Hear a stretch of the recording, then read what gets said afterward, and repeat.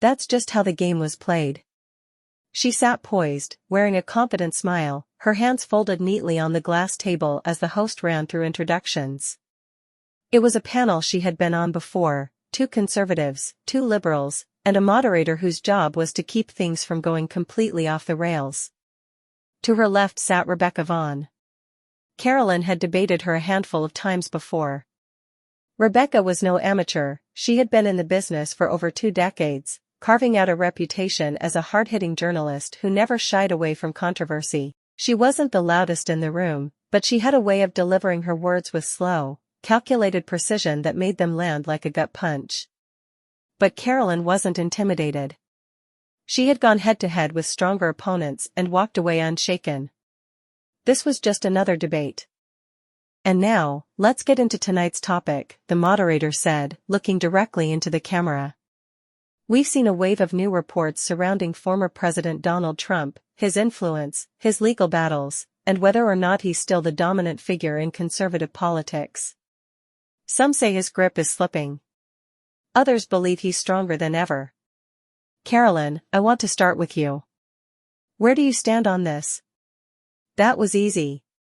Karoline straightened in her seat, her voice smooth and unwavering. Let's be honest, there's no conservative movement without Trump. The base isn't moving on from him because he's the only one fighting for them. The media has been trying to bury him for years, but every time they come up with a bombshell, it turns out to be a nothing burger. So no, I don't think his influence is fading. In fact, I think he's just getting started. The other conservative panelist nodded, while Rebecca remained still, her hands loosely clasped together. She had that look in her eye, like she was waiting for the right moment to strike. The moderator turned to her. Rebecca, you've covered Trump extensively for years. What's your take on that? Rebecca leaned slightly forward. I think it's easy to say Trump is still strong when you're looking at it from inside the bubble. But if we step outside of that, what we're seeing is a shift, one that many people aren't ready to admit. I've spoken to strategists, insiders, and even former supporters who say his influence. The panelists turned their heads slightly, the studio lights reflecting off the glass table as the image became clearer. At first, it was just a document, a scanned copy of something official looking. A court filing. An affidavit. Karoline squinted at the fine print, but before she could read any of it, Rebecca spoke. This, she said, tapping a manicured finger against her notes, is part of a sealed deposition from someone who worked closely with Trump's team. Someone who was there, behind closed doors, for conversations the public was never supposed to hear. The studio went still. Even the moderator, who had been carefully neutral up until now, adjusted in his seat. Let out a sharp breath, forcing a chuckle. Let me guess, another anonymous source, another disgruntled former employee looking for a book deal. Rebecca didn't flinch. Not anonymous, not disgruntled, just someone who decided they didn't want to be part of the cover-up anymore. And then the screen changed again. This time it wasn't a document, it was a recording, a granny security camera still taken inside what looked like a private meeting room. Karoline's chest tightened, but she didn't let it show this footage. Rebecca continued, her voice even was obtained legally through court filings. It was submitted as evidence in an ongoing case, one that up until this point the media hasn't had access to, but that changed this morning. The video started playing, the audio was slightly distorted but the voices were unmistakable, a low familiar drawl speaking in clip sentences. Trump. Karoline clenched her jaw, forcing herself to stay expressionless as the words cut through the silence. I don't care how we do it, make it disappear, bury it, do you understand me? And then another voice, one less familiar but clearly someone taking orders. Will handle it, sir. No paper trail. The clip ended abruptly. The screen went dark for the first time since the debate started. Karoline had no words. The moderator cleared his throat. Rebecca, what exactly are we looking at? Rebecca turned to the camera as if addressing not just the room but the millions watching from home. This is evidence from an ongoing legal case, a case involving payments, backroom deals, and the cool kind of conversations that are never supposed to see the light of day. And the person who submitted this, they were part of Trump's inner circle. Karoline felt a slow burn rise in her chest, but she kept her face calm. This is ridiculous.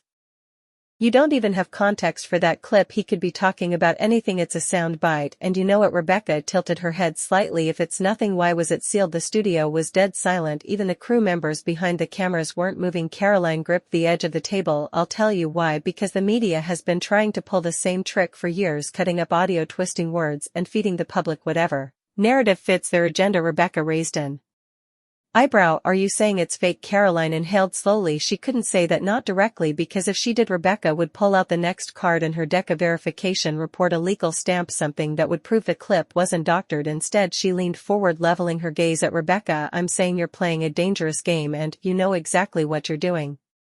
Rebecca didn't look away. I do. I'm telling the truth. Karoline turned to the moderator, her voice sharp now. And are we just going to let this go unchecked? A so-called journalist dropping some half-baked evidence on live television without giving anyone a chance to verify it? Rebecca leaned back in her chair. By all means, verify it. Karoline clenched her jaw. This was a trap. Rebecca had come prepared, every angle covered, every possible pushback anticipated. And Karoline knew exactly what was happening. This wasn't just a debate anymore. This was a takedown. But Karoline wasn't going down without a fight. The tension in the studio had thickened into something almost suffocating. The usual rhythm of debate, point, counterpoint, interruption, had shattered. Now, it was something else. Something personal. Karoline could feel the weight of the cameras, the millions watching, the viral clips already forming in the minds of producers and social media editors. She knew how this game worked. They weren't just waiting for a response, they were waiting for a reaction. And Rebecca Vaughn was sitting there, calm. Too calm. Like a hunter watching its prey stumble into the perfect position. Karoline exhaled through her nose, steadying herself. She wouldn't give them what they wanted. You know what's interesting, she said finally, her voice deliberate, measured. For years, the media has accused Trump and his supporters of pushing conspiracy theories. But now, here you are, throwing out some shadowy recording with no context, expecting people to just take your word for it. She turned to the moderator. Tell me, is this how journalism works now? Drop an edited clip on live TV and call it breaking news? Rebecca didn't blink. The clip isn't edited. Karoline scoffed. Oh, of course. It's just conveniently missing everything before and after. How convenient for you, Rebecca. Rebecca tilted her head slightly. Would you like me to play more? A challenge. A direct one. For a split second, Karoline hesitated. She couldn't predict the next move, and that made her stomach tighten. The moderator glanced between them. Rebecca, do you have the full? Rebecca raised a hand. Actually, let's take a step back. Karoline, let's say, for argument's sake, that there's more to this clip. What exactly do you think Trump was referring to when he said, make it disappear? Karoline held her gaze. I think he could have been talking about anything. And if you had even an ounce of journalistic integrity, you'd admit that, instead of trying to stir up controversy for clicks. Rebecca smiled. A small, knowing smile that sent irritation crawling up Karoline's spine. You don't actually want the full context, Rebecca said smoothly. You just want a way out of this conversation. Karoline felt the shift, the way Rebecca had just turned the tables. And she knew exactly how this would be spun. Karoline Leavitt dodges questions on live TV. Leavitt refuses to answer direct questions. Conservative commentator melts down over Trump bombshell.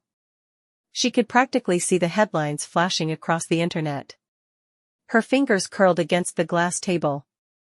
You're unbelievable, Karoline said, shaking her head. You sit here acting like some fearless truth-teller, but you're just another media hack playing gotcha games. If this so-called evidence was so explosive, why is it being revealed on a panel show instead of in a court of law? Rebecca's expression remained infuriatingly unreadable. Who says it won't be? Another hit. And that one landed, because that was the real danger. If this clip, if this case, was actually going somewhere, it meant Trump's legal troubles weren't just noise. They weren't just media spin. they were real.